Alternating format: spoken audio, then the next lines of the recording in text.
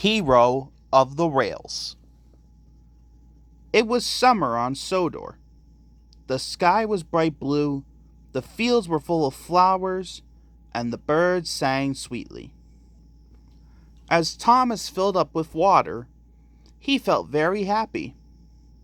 Suddenly, there was a whoosh and a wheesh and a clackety-clack as a streak of silver roared by on the track. All over Sodor, Thomas's friends were buffeted and blasted on their tracks. Later, Thomas and his friends were at Knapford. They were puzzled. And Spencer steamed smugly away. That afternoon, Thomas and Percy were huffing and puffing up Gordon's Hill. Then they heard Spencer whooshing and wheeshing behind them. Next, Spencer caught up with Gordon. Toby was huffing slowly to a junction. Spencer steamed alongside, hooting and tooting. Toby gasped. He was upset. He missed his green light. Edward and James were chuffing cheerfully along. Spencer slowed. And Spencer thundered away. James was so cross, he couldn't puff at all. That night, the engines could only talk about Spencer. The next day, Thomas was at Brendam Docks. He had a heavy flatbed of machinery to collect. Spencer was there. He was being coupled up to 5 flatbeds of building materials. Thomas was upset, and so were the other engines.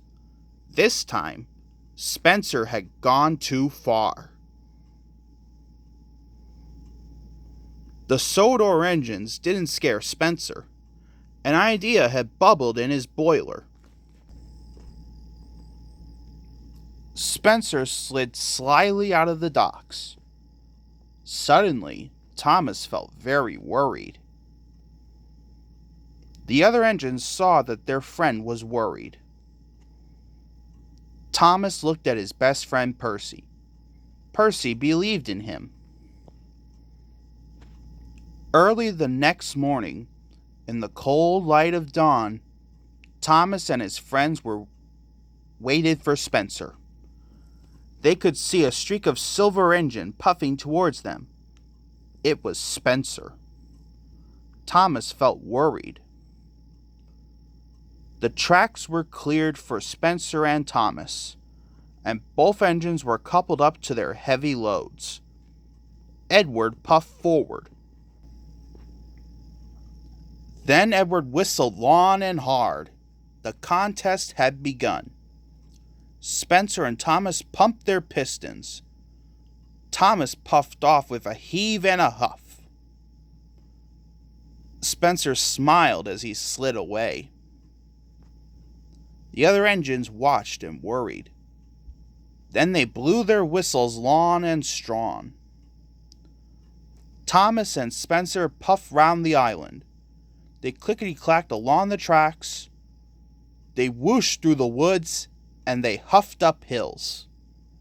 Spencer steamed and smiled as he raced and he roared. Thomas puffed and huffed. He heaved and he hauled. Thomas was huffing up a steep slope. He was puffing and panting, and his axles ached. At last, he reached the top. Then there was trouble. There was a loud clang and a praying. Thomas gasped. Thomas's wheels started to whir and to wobble. He flew faster and faster down the hill. Thomas raced down one hill and rattled up the next. Thomas's heavy freight cars pushed him on, through a junction where Spencer was waiting, and into some potato cars. Potatoes bounced everywhere. But Thomas sped on into a flatbed of jelly barrels. Sticky jelly flew into the air and landed all over Thomas. But still he went on and found himself rolling along an old rickety track. Ahead, Thomas could see a thick wall of bushes.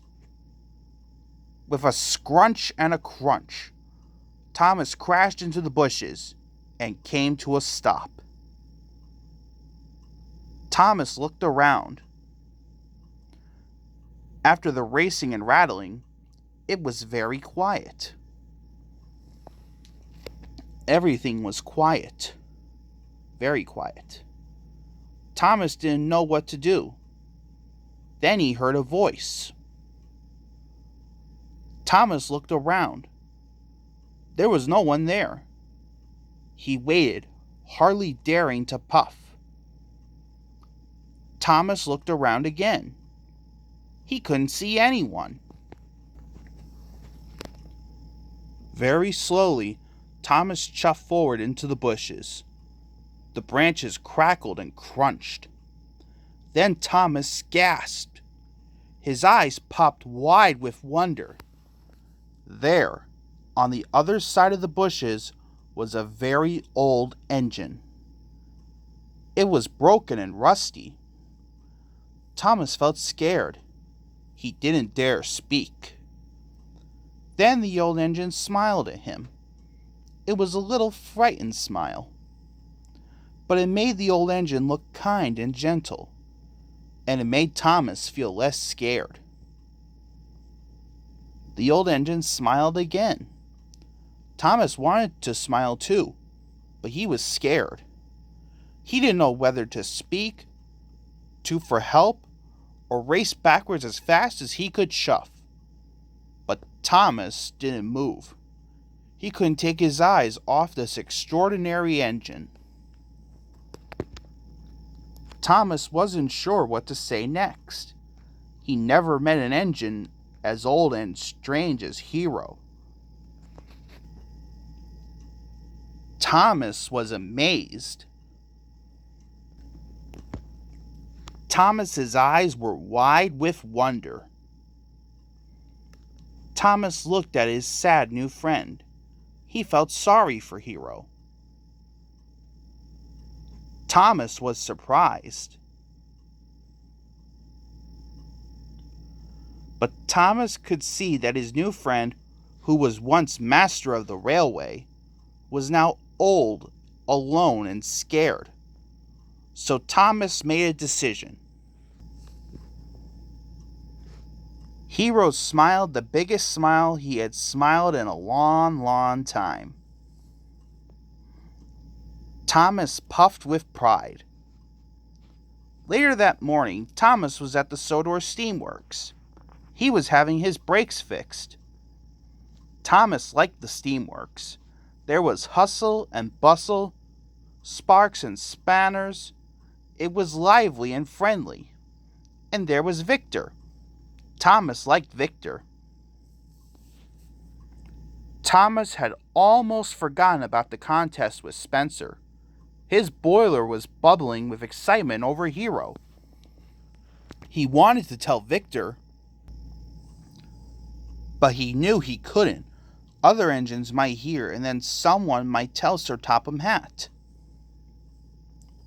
Spencer was amazed. He wasn't expecting Thomas to be cheery. Spencer was shocked. Then Spencer slid away, sneering. Thomas laughed. He liked Victor. Behind Kevin, Thomas saw something very interesting. A wagon with an old piston cylinder on it. Thomas puffed away, excited. That afternoon, Thomas was on his branch line. He wanted to finish his jobs as fast as he could puff. Percy was disappointed. Later, Thomas puffed back into the HOTR steamworks. He was pleased to see it was very quiet. So Thomas was coupled up to the flatbed, and he chuffed cheerfully along towards the track that led to Hero. Then he heard the clatter of wheels and pounding pistons of a big engine behind him. Thomas huffed and puffed as fast as he could towards a siding. His boiler bubbled as he slowed to a stop. Tall trees hid Thomas from the main line. Spencer's rattle and roar came closer and closer as he rolled by. Then Spencer stopped and reversed. He was on the other side of the trees to Thomas. Thomas hardly dared puff. Hero was very happy to see Thomas. Thomas's engineer and his assistant unloaded the old cylinder. Thomas smiled and steamed quickly away and puffed back toward Tidmouth. He chuffed around a bend, then he gasped. That night, Thomas told his friends all about his contest with Spencer. He was going to tell them about Hero, but then Sir Topham Hatt arrived. Now Thomas didn't dare tell his friends about Hero. Sir Topham Hatt had spoken. No broken engines. The next day, Thomas had a very busy morning, but he wasn't happy. He wanted to be with Hero. Just then, Percy puffed up. Thomas looked at his best friend. He always told Percy everything.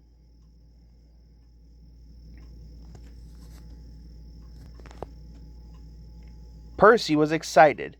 He was happy to help Thomas. Percy had puffed a long way. He was on tracks he didn't know. He was looking for somewhere to hide his mail cars. Thomas huffed happily towards Hero's hideout. He was so busy thinking about helping Hero that he didn't see Spencer steaming up behind him. Thomas raced away from Spencer and the summer house as quickly as his pistons would pump. Thomas didn't dare chuff to Hero until much later. Then Thomas's engineer and assistant engineer opened their toolboxes and started work.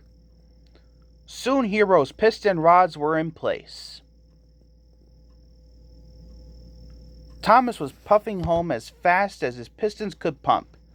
He was late. He had to puff past the summer house. Thomas didn't answer. He chuffed quickly away. Spencer followed close behind. Thomas was puffing fast. Then he saw Percy at the water tower. Percy looked sad. Thomas felt sorry for his friend. Spencer had followed Thomas and steamed to a stop. Spencer chuffed on. All the way to the Sodor Steamworks, the two friends chattered and chuckled about Hero. The Sodor Steamworks was quiet. Victor was very surprised to see Thomas chuff in with Percy. Then Thomas saw the old parts.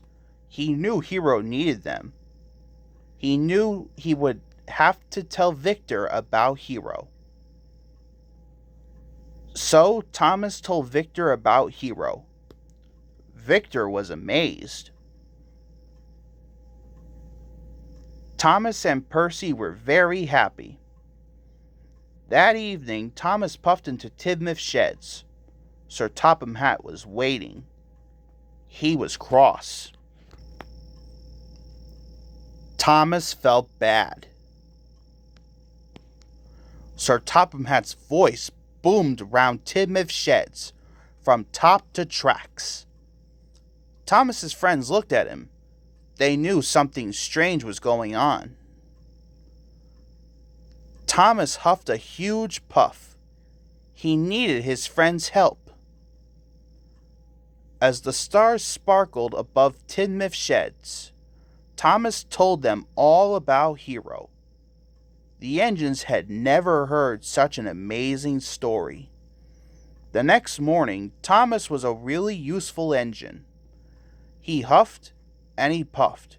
He shoved and he shunted without stopping to ease his axles. Spencer watched Thomas's every wheel turn and piston pump. Spencer didn't go to work at the Duke and Duchess's summer house. He was too busy watching Thomas to see Gordon go by pulling a flatbed of old engine parts for Hero. Thomas saw Gordon. Gordon saw Thomas, and they smiled. Thomas had worked hard all day. He was going to the steamworks. Gordon steamed towards Thomas. Gordon was beaming from buffer to buffer. He was very happy to be helping Hero. At the HOTR steamworks, sparks flew and cogs creaked. Percy was almost ready to leave.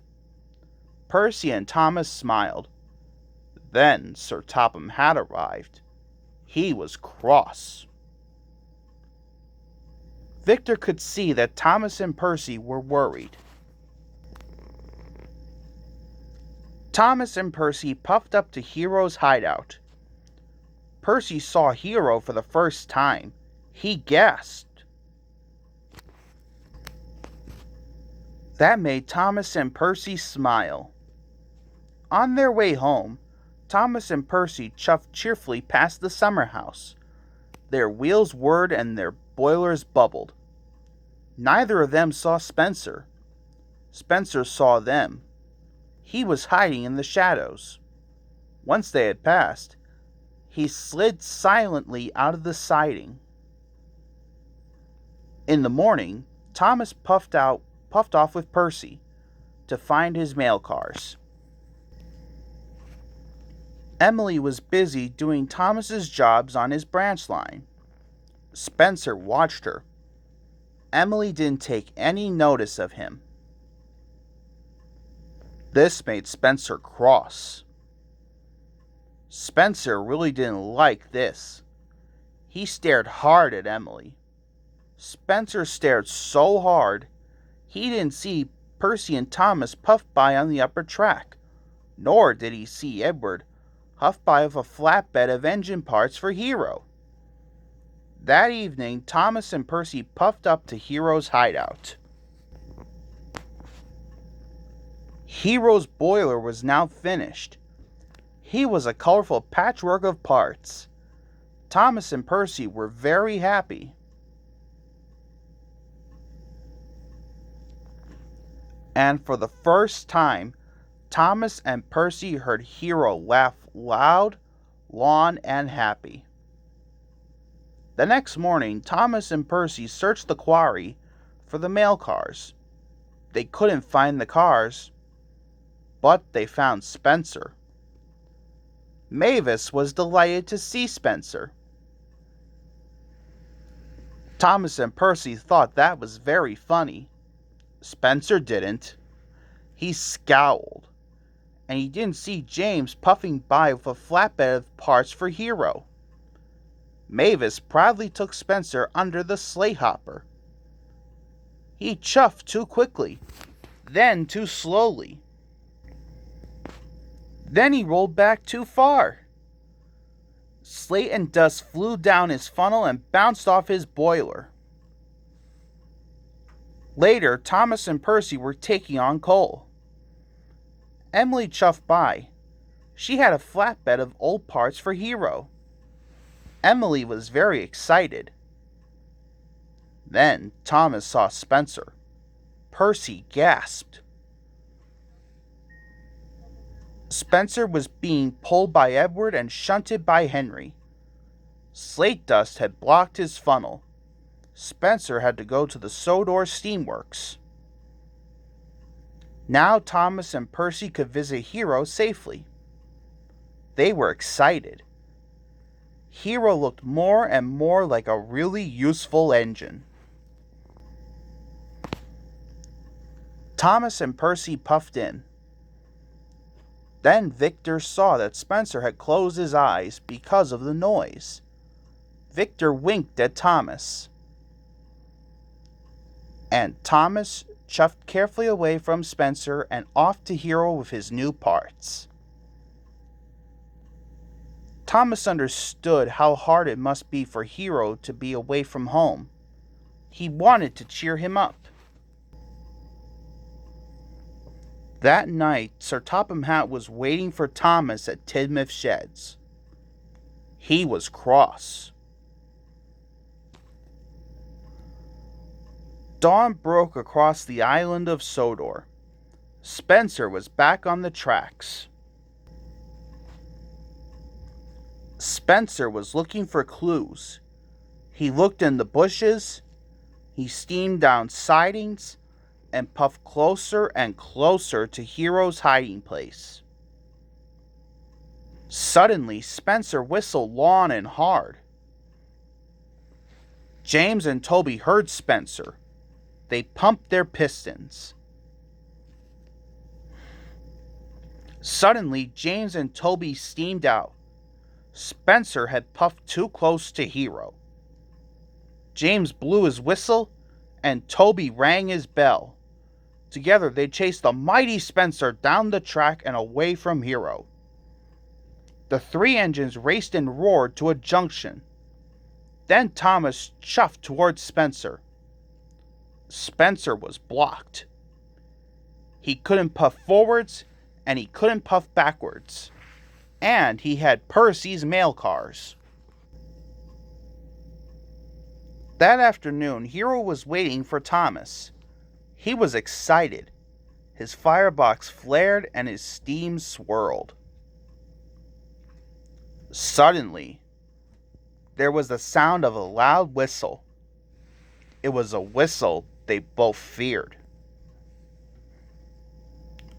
So, with a pounding puff and a heaving huff, Hero was on the tracks, following Thomas to steam away from Spencer. Hero steamed down the track, rattling and clattering, his pistons pumped and his boiler bubbled. Then there was trouble. Spencer snaked onto the tracks behind Thomas.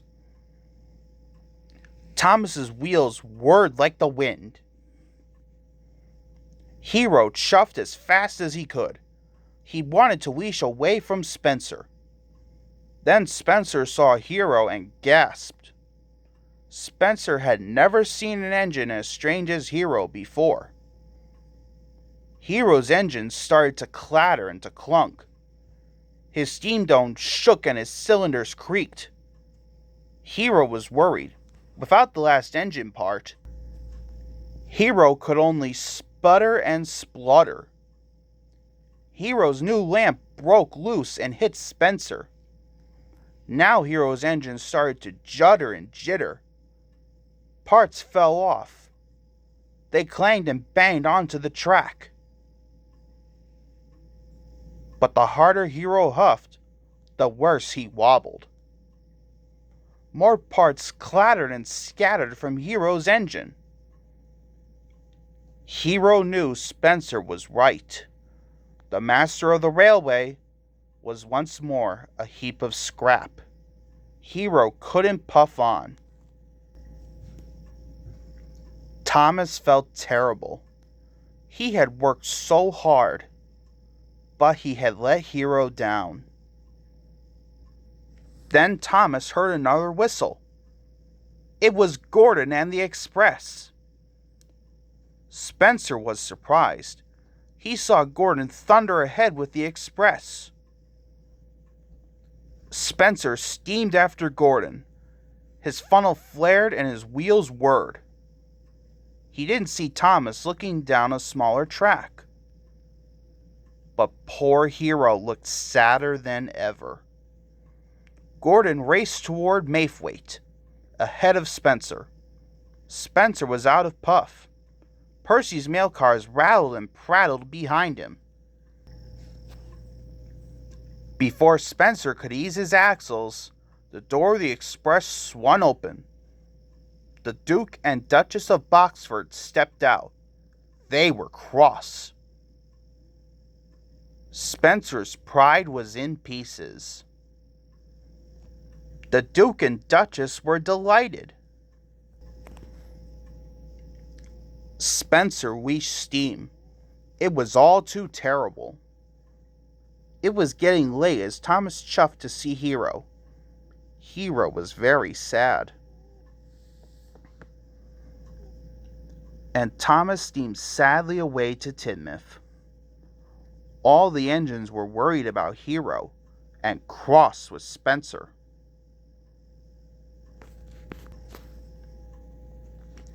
The other engines were quiet.